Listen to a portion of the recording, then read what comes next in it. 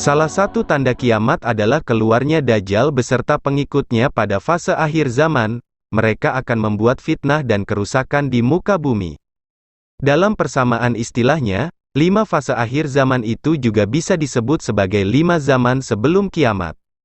Keluarnya Dajjal di fase akhir zaman telah diingatkan oleh para nabi sejak zaman Nabi Nuh hingga Rasulullah Muhammad. Peringatan tersebut dimaksudkan untuk memberitahu akan dahsyatnya fitnah Dajjal agar kaum muslim berhati-hati. Kemunculan Dajjal sebelum hari kiamat telah diisyaratkan oleh Rasulullah dalam berbagai hadits, seperti disebutkan dalam hadits Hudzaifah bin Usaid al-Ghifari. Tidak akan terjadi hari kiamat hingga kalian lihat sebelumnya 10 tanda, duhan, asap, Dajjal, Da'abah, terbitnya matahari dari barat, turunnya Nabi Isa, Ya'juj dan Ma'juj, dan 3 khusuf, dibenamkan ke dalam bumi, di timur, di barat, dan di Jazirah Arab. Yang terakhir adalah api yang keluar dari Yaman mengusir, menggiring mereka ke tempat berkumpulnya mereka. Hadis riwayat Muslim 2901. Ciri-ciri Dajjal. Dajjal berasal dari kata Dajjala, yang artinya menutupi sesuatu. Istilah Dajjal merujuk pada sosok penyamar, atau pembohong, yang muncul menjelang hari kiamat.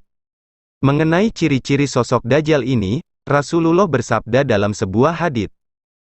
Sesungguhnya Dajjal adalah seorang laki-laki, pendek, jarak antara kedua betisnya berjauhan, keriting, buta sebelah, mata yang terhapus tidak terlalu menonjol, tidak pula terlalu ke dalam, maka jika dia melakukan kerancuan, mengaku sebagai Rab, kepadamu, maka ketahuilah sesungguhnya Rab kalian tidak buta sebelah. Hadis riwayat Abu Dawud.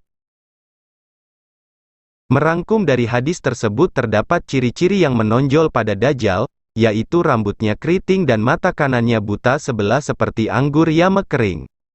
Selain itu Dajjal memiliki ciri khusus yaitu terdapat tulisan kafara, kafir, di dahinya yang dapat dibaca oleh setiap muslim. Rasulullah bersabda, tidaklah seorang nabi pun diutus selain telah memperingatkan kaumnya terhadap yang buta sebelah dan pendusta. Ketahuilah bahwasanya Dajjal itu buta sebelah, sedang Rab kalian tidak buta sebelah, tertulis di antara kedua matanya kafir. Hadis riwayat Bukhari. Kelompok pengikut Dajjal. Kemunculan Dajjal di muka bumi menjelang hari kiamat akan diikuti oleh beragam kelompok. Dalam sebuah hadits Rasulullah bersabda, yang mengikuti Dajjal adalah orang Yahudi dari Asbahan, Iran, dan jumlahnya ada 70.000 orang dan mereka memakai tilsan, yang menutup pundak dan badan. Hadis riwayat Muslim 2944. Selain orang Yahudi, Dajjal juga akan diikuti oleh kelompok lain baik dari kalangan manusia maupun bangsa jin. Berikut kelompok pengikut Dajjal. 1. Yahudi. Bangsa ini menjadi pengikut dan pendukung yang utama, bahkan mereka akan menjadi prajurit-prajurit pasukan Dajjal. Dalam Al-Quran dijelaskan bahwa Yahudi adalah bangsa yang senantiasa menyalakan api peperangan. Mereka adalah aktor intelektual kekacauan sepanjang zaman dari dulu hingga sekarang. 2. Setan dari bangsa jin. Setan merupakan musuh utama manusia yang nyata. Saat kemunculan Dajjal, seluruh setan akan mengikuti dan mendukung Dajjal.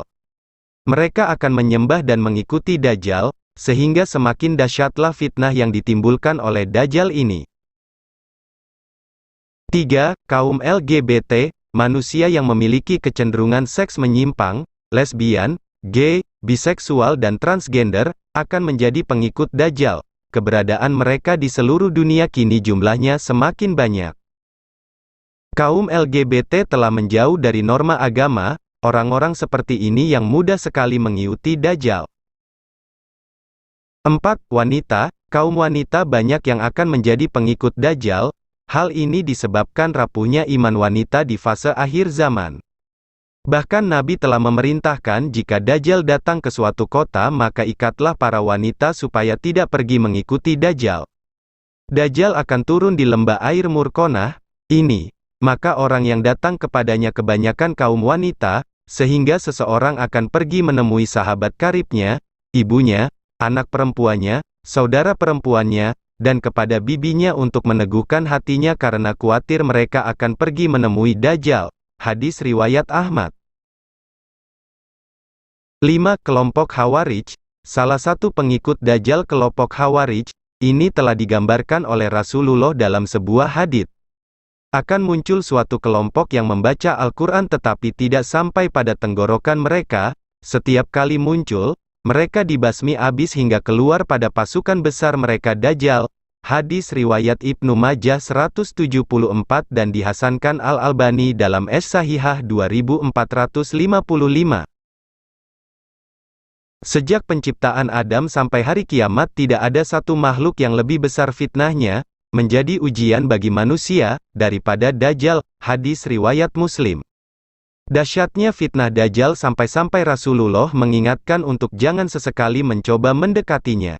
Meskipun seseorang merasa telah memiliki keimanan yang cukup, Nabi memerintahkan untuk menghindari Dajjal karena kehadirannya bisa menggoncang iman. Nabi Muhammad bersabda, "Siapa yang mendengar keberadaan Dajjal, hendaknya dia menjauh darinya. Sungguh demi Allah, ada seorang mendatanginya dalam keadaan dia mengira bahwasanya dia itu beriman. Namun pada akhirnya dia malah menjadi pengikutnya, disebabkan syubhat-syubhat yang dia sampaikan." Hadis riwayat Ahmad. Kelak Dajjal akan memproklamirkan dirinya sebagai Tuhan. Dengan kesaktian yang dimilikinya dia akan memaksa orang-orang untuk menyembahnya. Dajjal menguasai bumi. Dalam misinya menyesatkan manusia, Dajjal akan berada di bumi selama 40 hari, di mana satu hari pertama seperti setahun, satu hari kedua seperti sebulan, satu hari ketiga seperti sepekan dan sisa harinya seperti hari-hari biasa. Meski hanya 40 hari namun seluruh pelosok di muka bumi ini akan dilewati Dajjal kecuali Mekah dan Madinah. Dia tidak bisa memasuki kedua kota tersebut karena dijaga oleh malaikat. Setiap Dajjal memasuki suatu wilayah dan orang-orang beriman kepadanya maka daerah tersebut akan subur. Namun, sebaliknya jika di kota tersebut tidak ada yang beriman maka akan terjadi kekeringan. Inilah bukti fitnah Dajjal yang dahsyat. Maka Rasulullah memerintahkan kita untuk menghindarinya. Kematian Dajjal. Setelah 40 hari Dajjal mengelilingi seluruh muka bumi, Nabi Isa turun ke bumi di Menara Putih sebelah timur Damaskus. Nabi Isa kemudian mengejar dan membunuh Dajjal tepat di gerbang Lud. Tempat ini berada di dekat Baitul Maqdis Palestina dekat Ramallah. Hal ini sebagaimana sabda Nabi, saat Dajjal seperti itu, tiba-tiba Isa putra Maryam turun di sebelah timur Damaskus di Menara Putih dengan mengenakan dua baju, yang dicelup wors dan zafaran, seraya meletakkan kedua tangannya di atas sayap dua malaikat. Bila ia menundukkan kepala, air pun menetes. Ketika ia mengangkat kepala, air pun bercucuran seperti mutiara. Tidaklah orang kafir mencium bau dirinya melainkan ia akan mati, sungguh bau napasnya sejauh mata memandang. Isa mencari Dajjal hingga menemuinya di pintu Lud lalu membunuhnya. Setelah itu Isa ibn Maryam mendatangi suatu kaum yang dijaga oleh Allah dari Dajjal. Ia mengusap wajah-wajah mereka dan menceritakan tingkatan-tingkatan mereka di surga. Hadis riwayat Muslim 2937. Itulah salah satu tanda besar menjelang kiamat yaitu kemunculan Dajjal di muka bumi. Banyaknya hadits yang meriwayatkan tentang ini menandakan betapa dahsyatnya fitnah Dajjal di fase akhir zaman. Mari, sama-sama kita perbanyak ketaatan kepada Allah, kiranya Allah menjauhkan kita semua dari fitnah akhir zaman. Maka kawan-kawan semua, jangan lupa subscribe channel ini, dan tekan loncengnya, supaya mudah mendapatkan sejarah populer, dan kisah-kisah Islami lainnya. Admin pamit dulu sampai jumpa kembali.